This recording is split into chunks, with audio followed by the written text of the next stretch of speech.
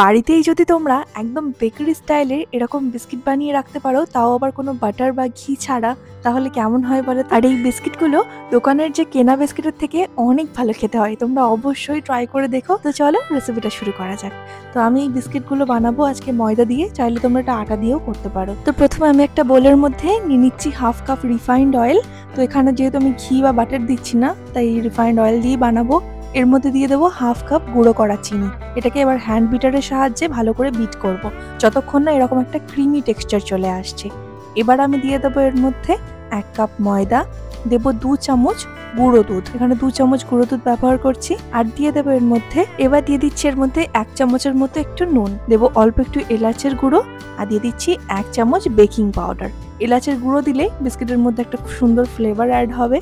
এবার এটাকে একটু হাত দিয়ে মিক্স করে নিয়ে একদম আলতো হাতে কিন্তু মেখে নেব। খুব বেশি মাখামাখি করব না, একদম আলতো হাতে জাস্ট একটা ডো মতো তৈরি করব। তো এই যে একটা ডো মতো তৈরি হয়ে গেছে। এবার আমি একটা বাটার পেপার বিছিয়ে নিচ্ছি। এবার এই বাটার পেপারের ওপরে বিস্কিটের ডোটাকে রেখে হাত দিয়ে দিয়ে একটু সমান করে চারিপাশটাকে ফ্ল্যাট করে দিচ্ছি। খুব বেশি পাতলা করব না, মানে বিস্কিটের যেমন থিকনেস থাকে তার থেকে একটু মোটাই রাখবো। তারপর একটা কুকি কাটার দিয়ে, মানে যে কোনো পছন্দ মতো শেপের কুকি কাটার দিয়ে বিস্কিটগুলোকে কেটে নেব। এই ধরনের কুকি কাটার যদি তোমাদের কাছে না থাকে, তাহলে কোনো বটল বা কোনো গ্লাসের মুখ দিয়েও এইভাবে কেটে নিতে পারো। তবে এইগুলো কিন্তু অনলাইনে বা যে কোনো মার্কেটে ইজিলি পাওয়া যায়।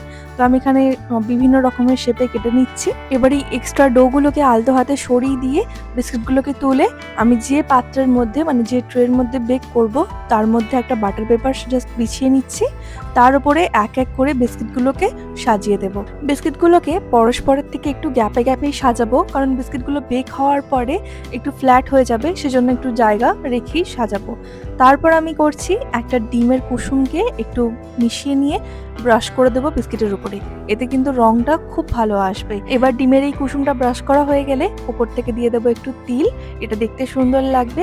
বেকারির বিস্কিটগুলোতে আমরা প্রায় দেখি যে এরকম একটু তিল দেওয়া থাকে, এবং কালারটা এই ডিমের কুসুম দেওয়ার ফলে খুব সুন্দর একটা ব্রাউন কালার আসে। তো ব্যাস, বিস্কিটগুলো আমার সাজানো হয়ে গেছে। চলো এবার এগুলোকে বেক করব কড়াইতে। তো প্রথমে আমি কড়াইতে একটু নুন, তার উপরে স্ট্যান্ড রেখে আমি এটাকে হাই হিটে 10 মিনিটের জন্য প্রিহিট করে রেখেছিলাম কড়াইতে।